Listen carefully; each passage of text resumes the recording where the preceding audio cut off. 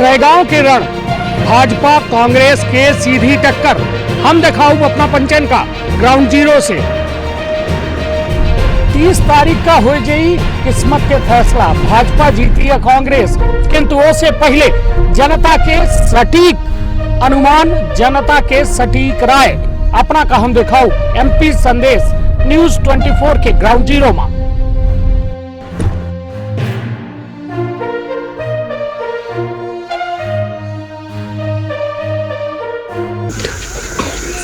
रैगांव के रण में हम पहुंच चुके हैं ग्राउंड जीरो में। ग्राउंड जीरो में भाजपा और कांग्रेस में सीधा टक्कर है और ये टक्कर में दुई महिला प्रत्याशी दमखम लगाए रही हैं।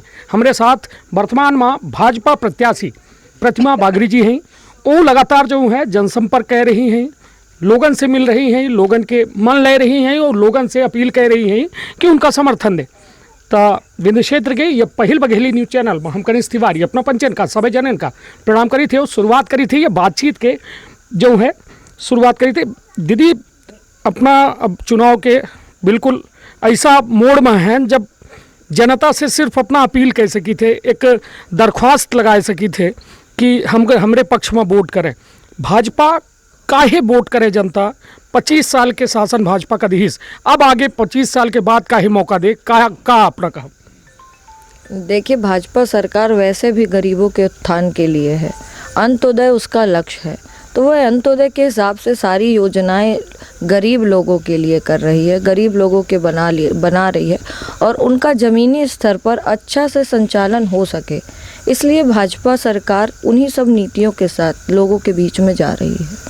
नहीं तो भाजपा को मतलब आप जैसे कह रही हैं कि भाई 25 साल आपको वक्त दिया भाजपा ने, मतलब आपको नहीं दिया, मतलब यहाँ भाजपा थी, आप भाजपा के लोगों को लेके चल रही हैं, वोट भी आपको भाजपा के कमल के फूल पे ही मिलेगा।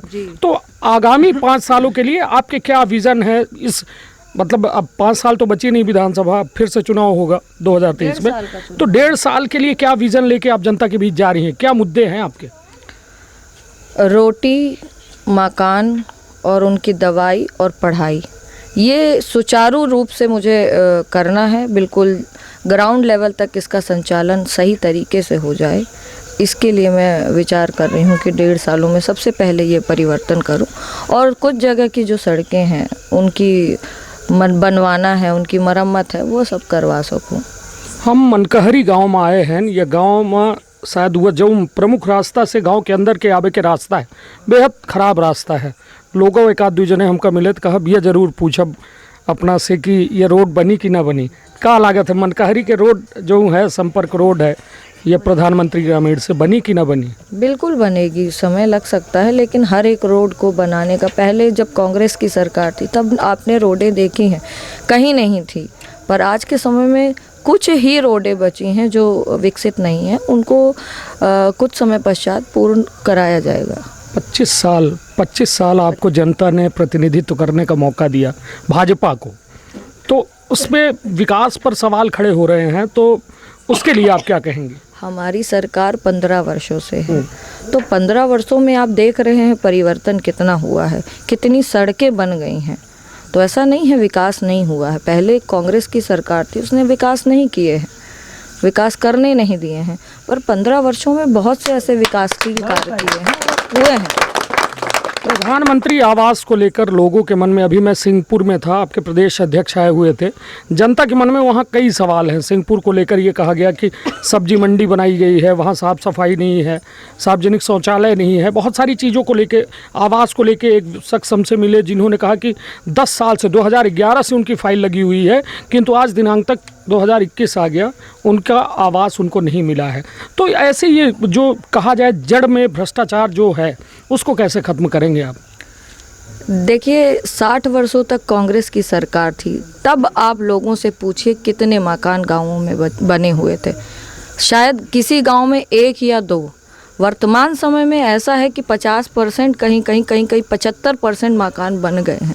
तो ये 15 वर्षों में किया गया है, तो कहीं कम है, आपको कहाँ से विकास करना है? तो लोगों की शिकायतें जो हैं कि उनको नहीं मिल पा रहा है, किसी के सरपंच के द्वारा पैसे मांगे जा रहे हैं, कोई सेक्रेटरी मांग रहा है, कोई तहसीलदार कागज बनाने के लिए मांग रहा है, तो ये जो एक कहा जाए व्यवस्था है, इसको कैसे दुरुस्त करेंगे आप? ये लोकल अव्यवस्था है, जिसकी जानकारी होने पर उसका निराकरण किया जाता है, उसके प्रति कार्रवाई भी की जाती है, ऐसा नहीं है। और जैसे ही हमें जानकारी लगती है हम उसके लिए प्रयासशील हो जाते हैं। सिंहपुर में एक समस्या ये सामने आई, जो लोगों ने ग्राउंड जीरो मुझे बताया कि अस्पताल है मगर डॉक्टर नहीं है, नर्स नहीं है, इंजेक्शन तक वहाँ नहीं है, यदि किसी को लगाना हो ज़रूरत पड़ जाए। स्कूल है, टीचर नहीं है, 2-2 क्लास 3-3 क्लास एक दिन में चलती हैं और एक ही टीचर जो है कंटिन्यूअस पढ़ा रहा है। उन सारी अव्यवस्थाओं को क्यों नहीं दुरुस्त किया जा रहा है? किसका इंतज़ार किया जा रहा है? चुनाव नहीं होगा तो क्या चीज़ें दुरुस्त नहीं होंगी? नहीं, ऐसा नहीं है। आपको मालूम है पूरे भारतवर्ष में डॉक्टरों की कमी है, तो यह तो संभव नहीं है कि एक MBBS डॉक्टर हर गांव में दिया जा सके। वो डॉक्टरों की कमी है। जैसे ही उनकी आपूर्ति है अभी, और जैसे ही इतने डॉक्टर अवेलेबल हो जाएंगे तो उनकी भर्ती होगी, उनको हर जगह स्थापित किया जाएगा। समय लगेगा नर्स लेकिन भी होगा। ये माना जाए कि आश्वासन है, ये व्यवस्थाएं पूरी की जाएंगी। बिल्कुल। जनता ये भी कह रही है कि जो ये टिकट वितरण को लेके है, ये कई तरह से मतलब सवाल उठते हैं कि टिकट वितरण को लेके पुष्पराज बागरी जी भले मतलब दिल टूट गया उनका, टिकट नहीं मिला उनके परिवार को। क्या कहेंगे, ये अंदरूनी खटपट क्या है कुछ इसमें सच्चाई है या महज एक अफवाह है? ये अफवाह है। और देखिए, टिकट वितरण को लेकर कोई असमंजस नहीं। मैं भी पार्टी की कार्यकर्ता हूँ, मेरे माता पिता भी इतने वर्षों से राजनीति में हैं। पूर्व में वो जिला पंचायत सदस्य दोनों रहे, मेरे माता पिता दोनों रहे। वर्तमान में भी मेरे पिताजी जिला वार्ड पार्षद हैं। तो राजनीति तो हमारे यहाँ शुरू से की जा रही है। उसमें यह कहना, मैं भी पार्टी संगठन में पिछले 7 वर्षों से लगातार सक्रिय रूप से काम कर रही हूँ। तो ये कहना कि मैं कहीं कम हूँ या मुझे टिकट मिलने में उनको नाराज़गी होगी, ऐसा कुछ नहीं है। सबको बुरा लगता है, सबकी आशाएं होती हैं। कम से कम 10-15 लोग टिकट मांगते हैं और हर एक व्यक्ति संतुष्ट किया जा सके, ऐसा संभव नहीं है। टिकट एक है तो एक ही को मिलेगी। बाकी सब परिवार के तौर पर सब साथ खड़े होते हैं, सब बिल्कुल मिलकर लड़ते हैं चुनाव। ऐसा कोई क्या माना जाए कि ये बागरी परिवार जो पूर्व में विधायक थे, उनके पिताजी का स्वर्गवास हुआ, सब कोई एक है लग रहा है आपको लड़ाई में? बिल्कुल बिल्कुल, वह मेरा सगा परिवार है। हम मेरे छोटे बब्बा जी हैं आदरणीय स्वर्गीय श्री जुगल किशोर बागरी जी, और पुष्पराज बागरी जी चाचा हैं। तो बेटी हूँ, और बेटी को टिकट मिलने में चाचा को बुरा लगे ऐसा संभव नहीं है, और परिवार से अलग हो जाए।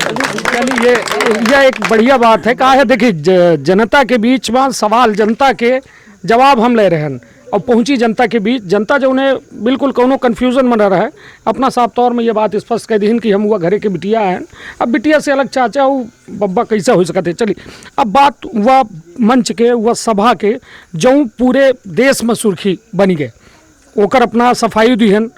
किंतु अबे जो है, अबे हाल में अबे हम एक सभा से हाटी एक गाँव है अपना के विधानसभा में, वहाँ एक कांग्रेस के सभा चल रही। आपके चित्रकूट के जो विधायक है नीलांशु चतुर्वेदी, उनके द्वारा कहा गया कि जो ये कृत्य मंच में बृजेंद्र सिंह मंत्री राठौर के द्वारा किया गया, तो हमारे यहाँ शादी के बाद जो है, जो बहन होती है हमारी, उनको जो है भाई और परिवार को छूने का हक नहीं है। बृजेंद्र नहीं, ऐसा है क्या? मैं आप सभी से पूछना चाहती हूँ, ऐसा है क्या? कोई भाई अपनी बहन को छू नहीं सकता क्या शादी होने के बाद? हाँ, कांग्रेस में हो सकता है, उनकी मानसिकता बहुत ओछी है, सोच है। पर हम सब, अभी भी मैं क्षेत्र में जाती हूँ, बहुत से ऐसे वरिष्ठ हैं जो गले से लगा लेते हैं। तो क्या उनकी मानसिकता गलत है? पिता तुल्य हैं, बहुत से माताएं स्नेह से हाथ, तो किसी का हाथ लगाना, हमको भी महिलाएं, हमको पहले ही आभास होता है कौन किस मंशा से हाथ लगा रहा है। वो बहुत मानते हैं मुझको, और ये भाजपा परिवार इतना प्यार देता है इस बेटी को, इतना मान सम्मान देता है कि मेरी हर एक छोटी से छोटी आवश्यकताएं कैसे पूर्ण की जाए उसका पूरा ख्याल रखता है। और ये उनकी ऐसी ओछी सोच है, उनकी मानसिकता इतनी खिन्न है कि वह आज सोचते हैं कि विवाह के पश्चात एक भाई बहन का रिश्ता ऐसा हो जाता है कि वो अछूते हो जाते हैं। ब्लड रिलेशन है, और ब्लड रिलेशन नहीं तो हमारे सामाजिक ऐसे रिलेशन है, बहुत से लोग मानते हैं। और दूसरे लोग, आपको भी ऐसा होगा कि बहुत से भाई मानती होंगे और आके राखी बांधती होंगी, तो क्या आपकी निगाहें उनके प्रति गलत हो जाती हैं? ऐसा नहीं है, ये उनकी सोच की कमी है। और इसको मैं यही कहूँगी कि उनको अपनी सोच को बहुत आगे ले जाना है और भी बहुत मानसिकता ऊंची है। उनको पढ़ाई करना चाहिए, लिखाई करना चाहिए और समाज के लोग कितने बढ़ चुके हैं आगे इस घटिया सोच से, ये उनको पहले देखना चाहिए। लोगों के बीच जाके पूछना चाहिए कि हमें समाज में कैसे बेटियों को साथ रखना है, कैसे बेटियों से व्यवहार करना है, एक माता पिता कैसे बेटी से स्नेह करते हैं। वो भाजपा परिवार से सीखे ये चीज़ें। निश्चित तौर पर अब बात महंगाई की, महंगाई चरम सीमा पर है। पेट्रोल डीजल के रेट जो है आसमान छू रहे हैं। 117 रुपये पेट्रोल हो चुका है और डीजल 100 के पार हो चुका है। क्या कहेंगी कि इस दौर में महंगाई प्रमुख मुद्दा है, बेरोजगारी प्रमुख मुद्दा है, तो जनता को आप क्या दिलासा दे रही हैं कि ये महंगाई किस वजह से है, बेरोजगारी किस वजह से, क्या बताती क्या है? सवाल तो पूछते होंगे, जनता के से भी सवाल आते होंगे आप तक। नहीं, ऐसा कोई मुद्दा भी तक मेरे पास तक नहीं आया है। लेकिन जो महंगाई है आप लोग बोल रहे हैं, ये शुरू से रेट किसी चीज़ का बढ़ना, आज पहले 54-58 भी चलती थी, पैसे भी चलते थे, आज रुपया चल रहा है, अब नोट चल रही है 10-10 रुपये 1 रुपये के बराबर हो रहे हैं। तो हमारी करेंसी जब बढ़ रही है तो रेट तो बढ़ेंगे।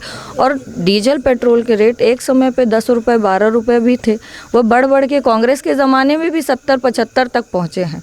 तो आज 70 से 100 पहुँचे हैं 15 सालों में।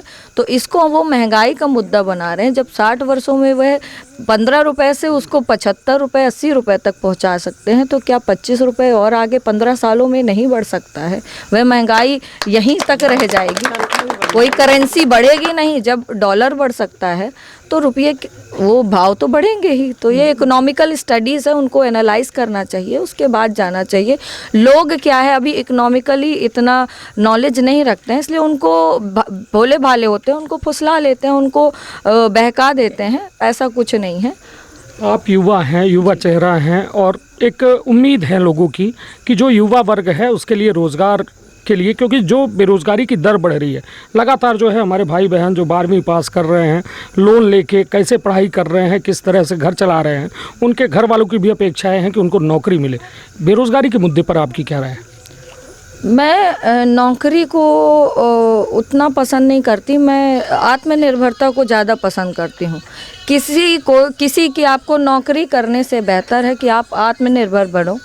जब आप पढ़ाई कर लेते हो तो आपको भी आपकी सक्षमता पता होती है कि आप कितने पानी में हो, तो उस हिसाब से अपनी जो आपकी नॉलेज है उस हिसाब से आप व्यवसाय को स्थापित करो। सरकार उसके लिए आपको लोन देती है, आप वो व्यवसाय करो और उस व्यवसाय के माध्यम से अर्निंग करो। क्या ज़रूरत है आपको किसी की नौकरी करने की? आप सेल्फ डिपेंडेंट बनो। सरकार की नौकरी, जो इतने सारे पद खाली हैं उन पर भर्तियों की बात हो रही है और आपने कहा कि व्यवसाय करें। व्यवसाय, जिसके पास पूंजी नहीं है, ज़मीन नहीं है, पैसा नहीं है, वो कहाँ से व्यवसाय करेगा? सरकार की ओर इतनी लंबी चौड़ी पढ़ाई करता है, पीएससी की तैयारी करता है कि फॉर्म भरता है कि पद निकलें, उस पर वो उन रिक्त पदों पर उसकी भर्ती हो, अच्छे नंबर आते हैं, उसके बावजूद भी इतनी परीक्षाएं आयोजित हो गई मगर भर्तियां नहीं खुल रही हैं।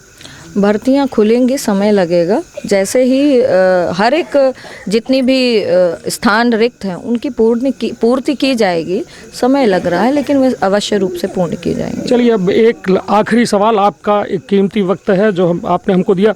आखिरी सवाल, आपके इसी विंध्य से, आप भी, ये विंध्य की विधानसभा क्षेत्र है और विंध्य के ही एक कद्दावर नेता आपकी ही पार्टी के नारायण त्रिपाठी विंध्य प्रदेश की मांग को लेकर जो है काफ़ी जो है बड़े जोर शोर से प्रचार प्रसार में लगे हुए हैं। क्या कहेंगी आप? पृथक विंध्य प्रदेश को लेकर आपकी क्या राय है? देखिए, वो उनका पर्सनल मुद्दा है विंध्य प्रदेश, लेकिन उसको लेकर भारतीय जनता पार्टी के लिए अलग से कोई मानसिकता विकसित की जा रही है, ऐसा मेरे समझ में अभी तक नहीं जानकारी आई है। नहीं तो क्या विंध्य प्रदेश, यदि मैं आपसे इंडिविजुअल पूछ रहा हूँ, कोई भाजपा नहीं, क्या विंध्य प्रदेश बनना चाहिए या नहीं बनना चाहिए? अब इसका निर्णय मैं लेने में बिल्कुल नहीं मानती कि इसके लिए जनता जनार्दन है और वह जैसा निर्णय लेगी।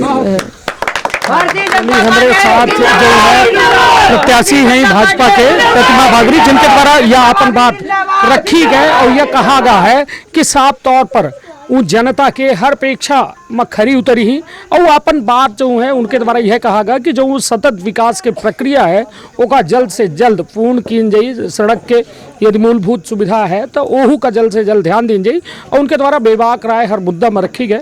अब अगले ग्राउंड जीरो में फिर से अपना हम ले चली थे तो अपन बहुत ख्याल रखब। अपने परिवार के बहुत ख्याल रखब। धन्यवाद, प्रणाम।